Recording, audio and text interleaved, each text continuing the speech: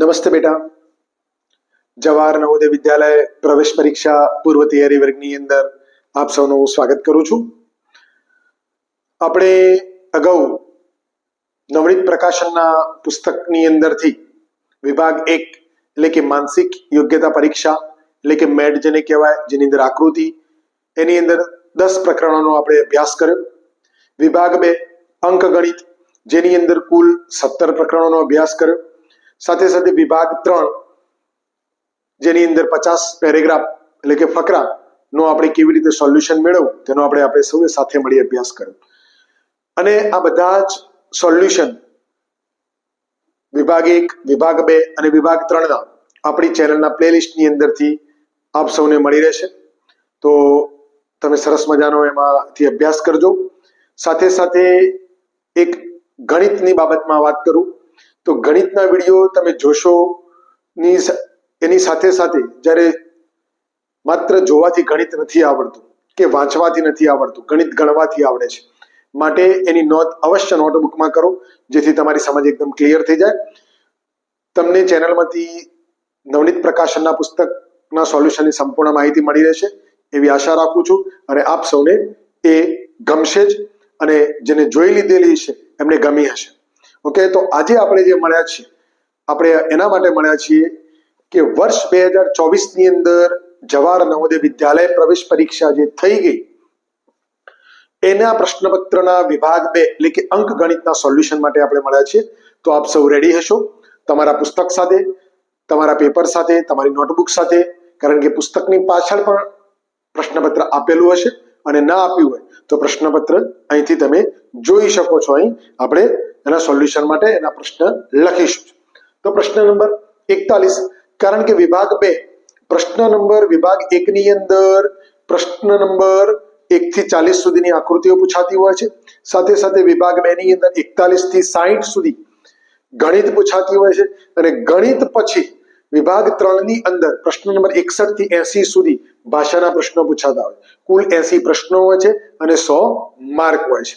તો આપણે શરૂઆત કરીએ વિભાગ 2 ની અંદર અંક ગણિતના પ્રશ્નોનું સોલ્યુશન પ્રશ્ન નંબર 41 થી 60 સુધી, જે પૈકી આજે ભાગ 1 ની અંદર આપણે 50 નંબર સુધી એટલે કે 41 થી 50 સુધીના પ્રશ્નોનું સોલ્યુશન કરીશું. તો શરૂઆત કરીએ. પ્રશ્ન નંબર 41, 30 કિલોગ્રામ મીઠાઈમાંથી, મીઠાઈ કેટલી છે? 30 કિલોગ્રામ. પ્રશ્ન બરાબર વાંચવાનો અને સમજવાનો. માંથી 2/3 કિલોગ્રામ વજનના મીઠાઈના પેકેટ કેટલા બનાવી શકાય?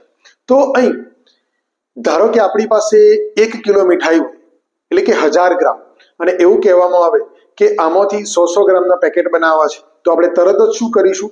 1000 ગ્રામ 100 ગ્રામનું 1, તો 1000 ગ્રામના કેટલા, એ રીતે આપણે લખી દઈશું અને આપણને તરત જવાબ મળી જશે 10. તો અહીં પણ એ જ રીતે અહીંયા પેકેટ આપેલા છે. 2/3 કિલોગ્રામના કેટલા મીઠાઈના પેકેટ, એટલે કે એક પેકેટ 2/3 કિલોગ્રામના વજનનું છે.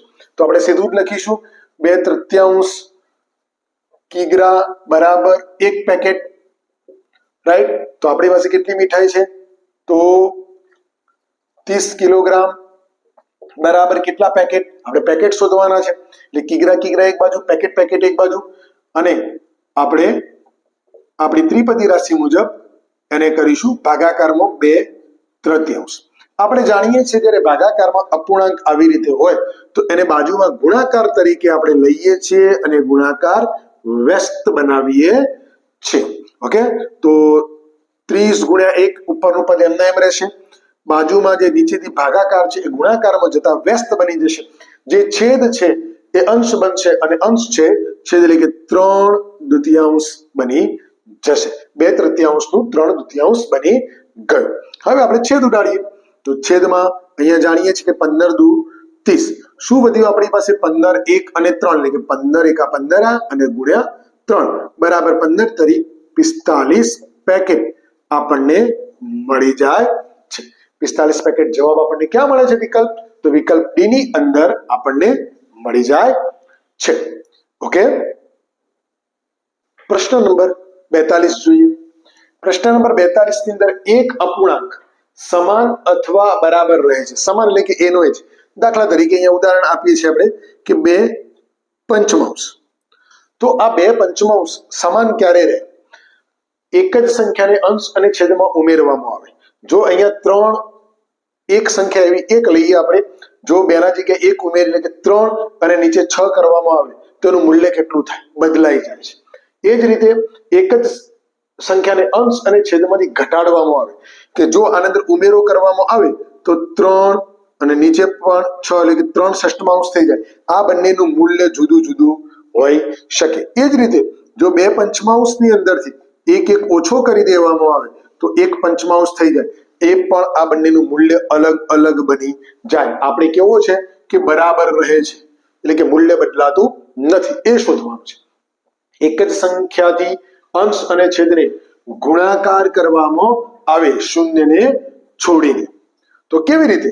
દાખલા તરીકે આપણે બે પંચમાંશ છે તો બે પંચમાંશને ઉપર અને નીચે અંશ અને છેદને બંનેને જો 2 વડે ગુણાકાર કરવામાં આવે તો 2 દુ 4 અને નીચે 5 દુ 10. હવે આ બંનેનું મૂલ્ય સરખું જ રહે. આ બંનેનું મૂલ્ય કેવું રહે? સરખું. ગુણાકાર કરવાથી મૂલ્યમાં ઘટાડો થતો નથી. છેલ્લો પણ ઓપ્શન આપણે જોઈ લઈએ. અંશ અને છેદને અરસપરસ ગુણાકાર કરવામાં આવે તો અંશ અને છેદને અરસપરસ ગુણાકાર એટલે કે આને 5 વડે અને આને 2 વડે તો પણ આનું મૂલ્ય બદલાઈ જાય. આનું કેવું થશે? આનું મૂલ્ય બદલાઈ જશે. 10 દશાંશ જો અરસપરસ ગુણવામાં આવે તો મૂલ્ય બદલાઈ જાય છે. તો આપણા માટે સાચો ઓપ્શન કયો? તો એવો અપૂર્ણાંકની અંદર એવી કઈ વસ્તુ ક્રિયા કરીએ તો એનું મૂલ્ય બરાબર રહે છે? તો એક જ સંખ્યાથી અંશ અને છેદને ગુણાકાર કરવામાં આવે તો આપણો વિકલ્પ સી બનશે. આપણો જવાબ સી બનશે. અગાઉ પણ આપણે વિડીયોની અંદર આનો અભ્યાસ કરી ચૂક્યા છીએ. ઓકે, પ્રશ્ન નંબર 43 જોઈએ. એક વસ્તુ 2540 વેચવાથી મળતો લાભ, એમાંથી લાભ મળે છે, તે વસ્તુને 1850 વેચવાથી થતી હાનિ એટલે કે નુકસાન બરાબર છે. એટલે કે લાભ અને નુકસાન બંને બરાબર છે. તો કેટલો લાભ અને કેટલું નુકસાન એ અહીંયા શોધવાનું છે. અને નીચે લખ્યું છે વસ્તુનું ક્રય મૂલ્ય એટલે કે એની વેચાણ કિંમત, એટલે કે ક્રય મૂલ્ય એટલે કે એની ખરીદ કિંમત. તો આ ખરીદ કિંમત, ચૂકવણી કિંમત એની કેટલી છે? તો આપણે જોઈએ તો બંને વચ્ચેનું અંતર બેટા જોઈએ 2540 અને એક બાજુ લખીએ 1850. આ બંને વચ્ચે કેટલો ફરક છે? બંને વચ્ચે કેટલો ફરક છે કે બંનેનો લાભ અને હાનિ બંનેનું બરાબર છે. અહીં જે રકમ આવશે આની અંદર જે રકમ હશે એ રકમ બંનેને સરખી હશે. ઓકે, બંનેની. તો પહેલા તો બંને વચ્ચેનો ડિફરન્સ શોધી કાઢીએ. તો 2540 ઓછા 1850 તો ડિફરન્ટ આવશે 0. ભાગ નહીં ચાલે કે 4 10 કો લીધો 14 માંથી 5 જાય તો 9, 4 માંથી 8 નહીં જાય 10 કો લીધો એટલે કે 14 માંથી 8 જશે તો 6 અને 0 690. અહીં કેટલી રકમ આવી? 690. આ 690 જે છે બેટા એને 2 ભાગમાં વેચવાની, સરખા ભાગ. તો 690 ના 2 ભાગ કેટલા? તો 690 ભાગ્યા 2 તો 2 તરી 6, 0 ઉપરથી 9 ઉતાર્યા, 2 ચોક 8, 1 ઉપરથી 0 ઉતારી 10, 2 પંચા 10 તો 0 0. તો આપણને રકમ કેટલી મળી? 345. 345. આના 2 ભાગ કરી કાઢ્યા. રાઈટ. જો આ બાજુ નફો આ બાજુ લાભ હોય તો આ રકમ શું કરવી પડશે? એમાંથી બાદબાકી કરવી પડશે. અને જો આ બાજુ હાનિ હોય તો હાનિની રકમ આની અંદર ઉમેરવી પડશે. રાઈટ. તો કોઈ પણ રકમ આપણે બંને ટ્રાય કરી જોઈએ કે બંનેમાં આપણને શું મળે છે. તો આપણે લાભની વાત કરીએ. આપણે વેચાણ કિંમત આપેલી છે 2540 ઓછા એમાંથી 345 આપણે બાદ કરવાના છે. તો અહીંયા 3 10 5 આવશે, નહીં જાય 10 કો લીધો, અહીંયા 13 થઈ જશે, 13 માંથી 4 જશે તો 9 વધશે, 4 માંથી 3 જશે 1 અને 2 ને 2195 રૂપિયા. આ આનું ક્રય મૂલ્ય આવ્યું. કયું મૂલ્ય આવ્યું? ક્રય મૂલ્ય. પેલી બાજુ જોઈએ તો હાનિ થતો શું થાય? તો હાનિ થાય છે ભાઈ 1850 વેચી તો આ હાનિ છે તો એની હાનિ એના અંદર ઉમેરીશું એટલે આપણને એ જ રકમ મળવી જોઈએ જે અહીંયા મળી 5 9 18 11 1 2195 બંને સેમ ટુ સેમ રકમ મળી ગઈ. તો આપણે અહીંયા ક્રય મૂલ્ય શોધવાનું હતું તો ક્રય મૂલ્ય આપણને મળી ગયું. જ્યારે આવો પ્રશ્ન આવે ત્યારે આ રીતના બંનેની વચ્ચેનો ડિફરન્સ શોધવાનો, બંનેનો અડધો અડધો ભાગ કરવાનો અને એ ભાગના આધારે એનું મૂલ્ય શોધવાનું. ઓકે, તો અહીંયા ક્યાં મળે છે જવાબ? વિકલ્પ નંબર બી ની અંદર મળી જાય છે ને એકદમ સહેલો દાખલો. ઓકે, પ્રશ્ન નંબર 44 જોઈએ. a છેદમાં b એક અપૂર્ણાંક છે, રાઈટ? એની કિંમત નથી આપેલી, a અને b એવા આપેલી છે, જેમાં a બરાબર b ઓછા 3 અને a વત્તા 10 છેદમાં b ઓછા a છેદમાં b બરાબર 10 સપ્તમાંશ છે. અહીંયા બે વસ્તુઓ આપેલી છે. તો a છેદમાં b નો અપૂર્ણાંક કેટલો? એનો મતલબ કે a બરાબર 8 થાય કે b બરાબર 5 થાય કે 11 થાય, એ આપણે શોધવાનું છે, એની કિંમત શોધવાની. તો સૌથી પહેલું આપણે પેલું સૂત્ર જે આપેલું છે એની વાત કરીએ તો a વત્તા 10 આપેલા છે છેદમાં b ઓછા a છેદમાં b બરાબર 10 સપ્તમાંશ આપી દીધેલા છે. હવે આની અંદર આપણે શું કરીશું? તો એની અંદર એની કિંમત મૂકીશું, a ઓછા b અને b ઓછા 3. તો a બરાબર b ઓછા 3 વત્તા 10 નીચે છેદમાં b ઓછા a બરાબર ફરી વાર એની કિંમત b ઓછા 3 છેદમાં b. હવે અહીં હું કૌંસ બનાવું છું, એક ભેગી નિશાની ન થાય એના માટે, બરાબર 10 ઓછા 7. આગળ વધીએ તો b ઓછા 3 વત્તા 10. હવે જ્યારે આની નીચે છેદમાં આપણે વધુ સ્ટેપ લઈશું, ઓછા આ જ્યારે છેદ છોડવા છે તો b ઓછા થશે વત્તા 3 થઈ જશે. જે આ ઓછાકાર છે એની નિશાની બદલાઈ કૌંસ છોડતા બદલાશે, એટલે કે નિશાની વત્તાકાર બની જશે, ઓછા ઓછા વત્તા બની ગયા, છેદમાં b બરાબર 10 સપ્તમાંશ. હવે અહીં આપણે જાણીએ છીએ કે જ્યારે છેદ સરખા હોય ત્યારે ઉપરના અંશોનો સરવાળો બાદબાકી કરવામાં બહુ સરળતા હોય. તો આપણે અહીંયા ડાયરેક્ટ એક પદ મૂકીએ છીએ, b ઓછા 3 વત્તા 10 ઓછા b વત્તા 3 નીચે છેદમાં b, કારણ કે વચ્ચે બાદબાકી આપી દઈએ કે માત્ર b, તો 10 સપ્તમાંશ. હવે આપણે અહીં જોઈએ તો શું શું કટ થાય છે? તો અહીંયા -3 +3 plus b minus b. Okay, તો આપણી પાસે શું વધ્યું? 10b બરાબર 10 સપ્તમાંશ. ઓકે, જ્યારે આવો આવે જ્યારે દાખલો, તો અહીં ક્રોસ મલ્ટિપ્લિકેશન કરવાનું. તો ક્રોસ મલ્ટિપ્લિકેશન કરતા શું બની જશે? 10 ગુણ્યા 7 બની જશે, રાઈટ? કૌંસમાં લખું છું બરાબર 10 ગુણ્યા b, એટલે કે 10 ગુણ્યા b બની જશે. તો જ્યારે અહીં આવું થાય છે તો હવે આપણે શું કરીશું? તો અહીંયા 10 × 70 બરાબર 10b, 10 ગુણ્યા b. જો 10 અહીંયા આ બાજુ આવશે તો શું બની જશે? ભાગાકાર. તો 70 ભાગ્યા 10 બરાબર b. તો આનો જવાબ શું આવશે? એનો જવાબ આવશે 7 બરાબર b, 7 બરાબર b. ઓકે, 7b આવી ગયું, તો b બરાબર 7. એનો મતલબ શું થશે? b બરાબર 7. હવે આપણે a ની કિંમત શોધવાની છે, તો એની વેલ્યુ અહીંયા આપેલી છે.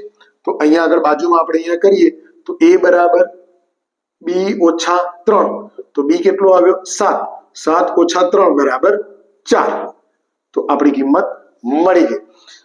તો અહીંયા બાજુમાં આપણે વેલ્યુ કરીએ કે a છેદમાં b બરાબર a બરાબર 4 અને b બરાબર 7, જે આપણે જવાબ મળી જાય છે. આવો જવાબ આપણને કયા વિકલ્પમાં મળે છે? તો વિકલ્પ નંબર સી ની અંદર મળી જાય છે. ઓકે, પ્રશ્ન નંબર 45 સમજીએ. જો એક ચોરસની દરેક બાજુ 1/3 થઈ જાય તો ચોરસનું ક્ષેત્રફળ કેટલું થઈ જશે? 1/7, 1/3, 1/8 કે 1/9? તો અહીં બેટા જે ચોરસ આપેલો છે તો બહુ સરળતાથી આપણે સમજીએ કે આપણી પાસે એક ચોરસ છે. જો આ ચોરસની દરેક બાજુ 1/3 એટલે કે દરેક બાજુથી 3 ભાગનો 1 ભાગ થઈ જાય, તો આપણે સમજીએ કે 3 ભાગ પાડીએ. તો આ બાજુના 3 ભાગ પાડ્યા, અહીં પણ મેં 3 ભાગ પાડ્યા. ઓકે, આ 3 ભાગનો એક જ ભાગ થઈ જાય, આપણે આ જ ભાગ થઈ જાય, 1/3 થઈ ગયો. તો ચોરસનું ક્ષેત્રફળ કેટલું? કયા ચોરસનું? તો આ ચોરસનું ક્ષેત્રફળ. આ ચોરસનું ક્ષેત્રફળ કેટલું?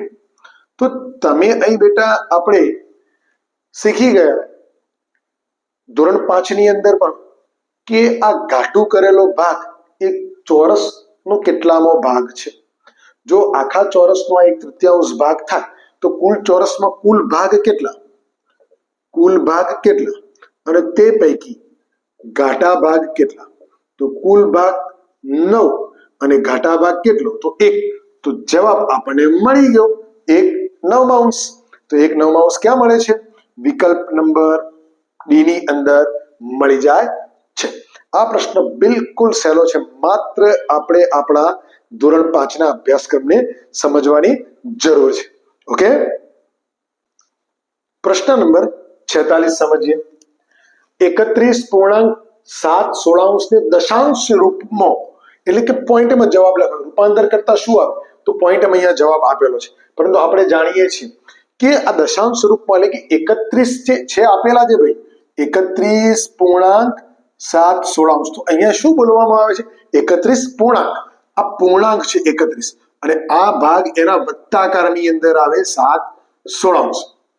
તો અહીં જવાબ ઉપરથી પણ આપણે કહી શકીએ તો કયો જવાબ હોઈ શકે? 31 અને પાછળ પોઈન્ટ વાળો જવાબ. તો અહીંયા 314 પહેલો ના આવે, બીજો 3 ના આવે, પાછળના સી અને ડી બંનેમાંથી કયો આવશે? આપણને જો ભાગાકાર આવડતા હોય તો બિલકુલ સરળ. કોનો ભાગાકાર કરવાનો છે? માત્ર 7/16 નો. તો 7 ને આપણે 16 વડે ભાગીએ. 7 ના ઘડિયાની અંદર 16 ના ઘડિયાની અંદર 7 આવતો નથી, તો આપણે સૌથી પહેલો ભાગ ના ચાલે એના માટે શું કરીએ? 16 શૂન્ય 0. બરાબર બરાબર સમજો. અહીંયા બાદબાકી થશે, આ બાદબાકી કરીએ એટલે 7 ના 7. અહીંયા પોઈન્ટ આપણો મૂકી દીધો દશાંશ. હવે આપણે અહીંયા 0 મૂકીશું, નીચે ઉતારીશું એટલે કે 70. કેટલા બની જશે? 70. તો 16 ના ઘડિયામાં 70 ક્યારે? તો 16 તરી 48, 16 ચોક 64 અને 16 પંચા 85 વધી જાય છે. તો 16 ચોક 64, 70 માંથી 64 જશે એટલે કેટલા વધશે? 6. વળી એક શૂન્ય લાવ્યા, નીચે ઉતારી 60. તો હવે 16 ચોક 64 વધી જાય છે, તો 16 તરી 48. તો 16 તરી 48. 60 માંથી 48 જશે તો બેટા કેટલા વધશે? 12. કેટલા વધશે? 12. જે નાના છે વળી પાછી એક શૂન્ય લાવે આપણે, તો કેટલા થઈ ગયા? 120. હવે 120 થયા તો આપણે જાણીએ છીએ કે 16 છક 96, 16 છક 96. તો 16 સીતા કેટલા? તો 16 સીતા 112. 16 સાતે ભાગ ચલાવીશું, 16 સીત્યા 112. 120 માંથી 112 જશે, શું વધશે? 8. એ આપણે જાણીએ છીએ. આટલો દાખલો ગણતા આપણને અંદાજ આવી જશે કે જવાબ કયો આવશે. તો 0.437 તો કયામાં આપેલો છે? વિકલ્પ નંબર સી માં. પરંતુ આપણે 4 પોઈન્ટ સુધી આગળ વધીએ, બીજી શૂન્ય મૂકી, નીચે ઉતારી, તો અહીંયા કેટલા વધશે? 80. તો 16 પંચા 80. જવાબ ફિનિશ. આપણો જવાબ આવી ગયો 31 વત્તા 0.4375. બંનેનો સરવાળો કરીશું તો જવાબ આવશે 31.4375. આ જવાબ આપણને કયા વિકલ્પમાં મળે છે? તો વિકલ્પ નંબર સી ની અંદર મળી જાય છે. છે ને બિલકુલ સહેલો, માત્ર અહીંયા ભાગાકાર આપણને કમ્પ્લીટ આવડતો હોવો જોઈએ. ઓકે, પ્રશ્ન નંબર 47 સમજીએ. પરિમિતિ અને ક્ષેત્રફળનો દાખલો. એક ચોરસની પરિમિતિ એક લંબચોરસની પરિમિતિ જેટલી છે. ચોરસની પરિમિતિ કેટલી છે? લંબચોરસની પરિમિતિ જેટલી. એટલે બંનેની પરિમિતિ સરખી છે. જેની લંબાઈ 17 મીટર અને પહોળાઈ 11 મીટર છે. તો ચોરસનું ક્ષેત્રફળ શોધો. અહીંયા ચોરસનું ક્ષેત્રફળ શોધવાનું. તો ચોરસના ક્ષેત્રફળ માટે બેટા શું જરૂરી છે? તો લંબાઈ ગુણ્યા લંબાઈ એટલે કે લંબાઈનો વર્ગ, જે અહીંયા ક્યાંય આપેલો નથી, પરંતુ આપણે પરિમિતિ આપી દીધેલી છે, એના લંબાઈ પહોળાઈ આપી છે, તો એના પરથી આપણે શોધીશું. તો સૌથી પહેલું સ્ટેપ આપણે લઈશું કે લંબચોરસની પરિમિતિ. લંબચોરસની પરિમિતિ, તો પરિમિતિ આપણે જાણીએ છીએ. શું સૂત્ર છે લંબચોરસનું? તો 2 ગુણ્યા કૌંસમાં લંબાઈ વત્તા પહોળાઈ. રાઈટ? તો 2 ગુણ્યા લંબાઈ આપણને આપેલી છે 17 મીટર વત્તા પહોળાઈ આપણને આપેલી છે 11 મીટર, તો 2 ગુણ્યા 17 અને 1 18, 18 ને 10 28 બરાબર 56 મીટર થશે. આપણને એક જવાબ મળ્યો. અને આ જ પરિમિતિ લંબચોરસની જે પરિમિતિ છે એ જ ચોરસની છે, એના જેટલી જ છે. માટે આપણે બીજો શોધીશું લંબચોરસની પરિમિતિ પરથી ચોરસની પરિમિતિ. અને ચોરસની પરિમિતિનું સૂત્ર શું છે? 4 ગુણ્યા લંબાઈ. એટલે કે એના ઉપરથી આપણે લંબાઈ શોધીશું. તો અહીંયા ચોરસની પરિમિતિ સૂત્ર આપણે મૂકીશું અને આપણે જાણીએ છીએ કે 4 વખત લંબાઈ. ઓકે, આપણને એક પણ વખત મળી નથી, એટલે કે 4 વખત લંબાઈ, એટલે લંબાઈ ને લંબાઈ. પરંતુ આપણને પરિમિતિ મળી ગઈ છે. કેટલી? તો 56. ઓકે, તો 4 ને આપણે આ બાજુ લાવીશું તો શું બની જશે? ભાગાકાર. ગુણાકારમાંથી ભાગાકારમાં રૂપાંતર થશે, એટલે કે 56 ભાગ્યા 4 બરાબર લંબાઈ. તો કેટલા ચોક 56? તો 14 ચોક 56. આપણે ડાયરેક્ટ આપણે લખી શકીએ છીએ કે લંબાઈ આપણને મળી ગઈ 14. બીજો જવાબ આપણને મળી ગયો. હવે આપણે શું શોધવાનું રહ્યું? ચોરસનું ક્ષેત્રફળ.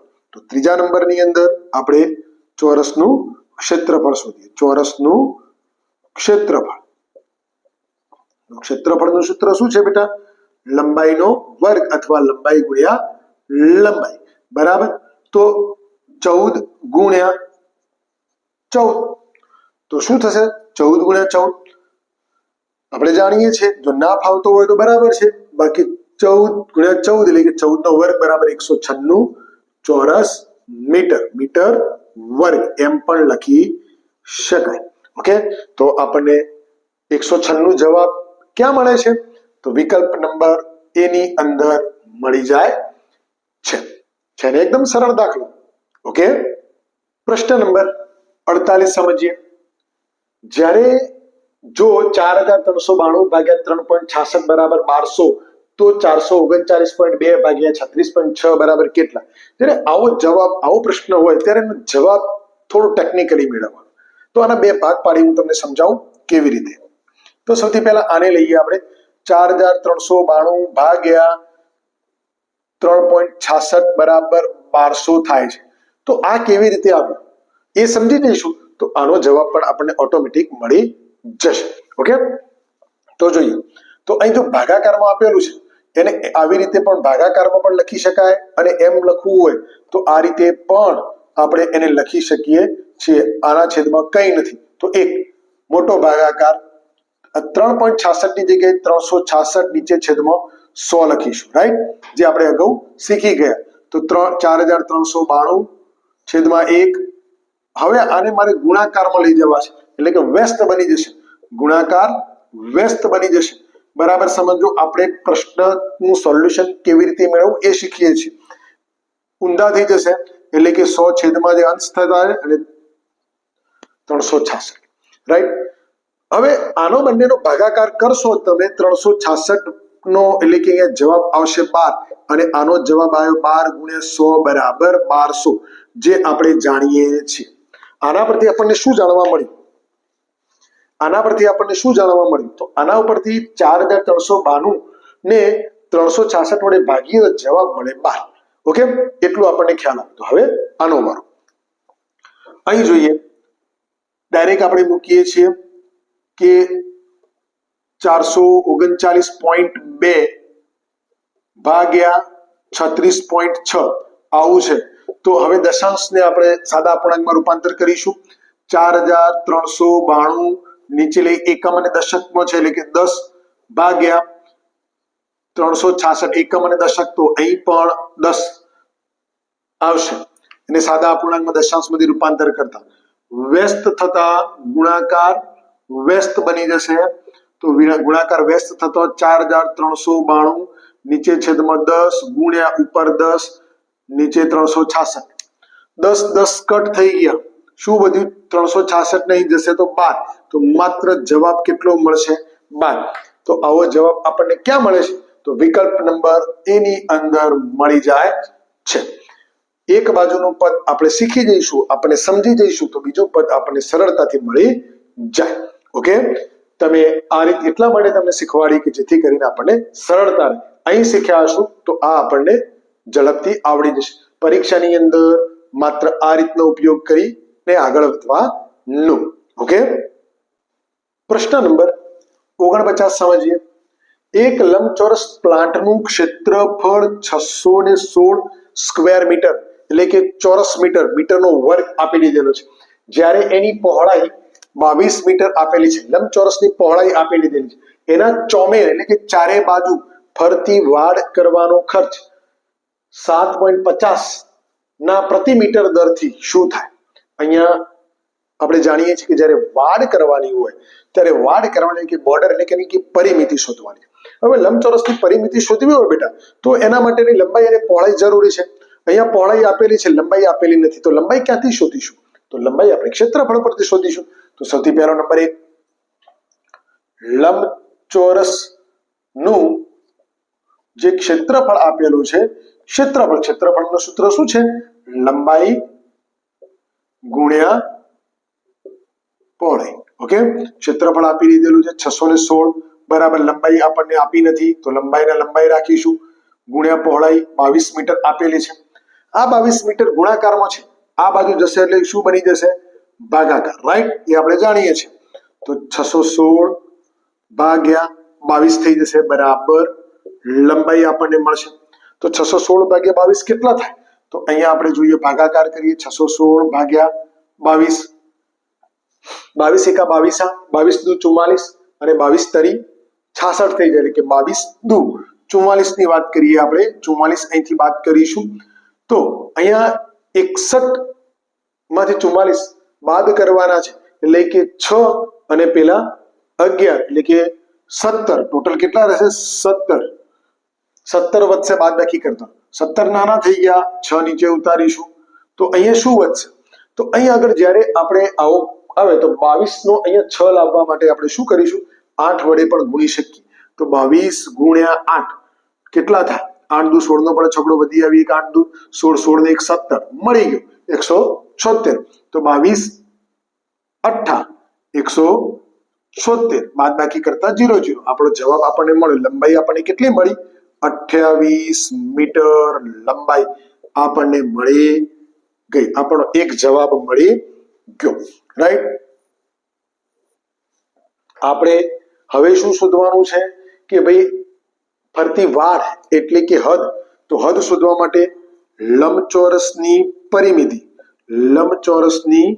પરિમિતિ શોધીએ. તો પરિમિતિનું સૂત્ર શું છે? 2 ગુણ્યા લંબાઈ વત્તા પહોળાઈ. ઓકે, તો 2 ગુણ્યા લંબાઈ આપણને મળી ગઈ 28, પહોળાઈ આપણને આપેલી જ છે 22.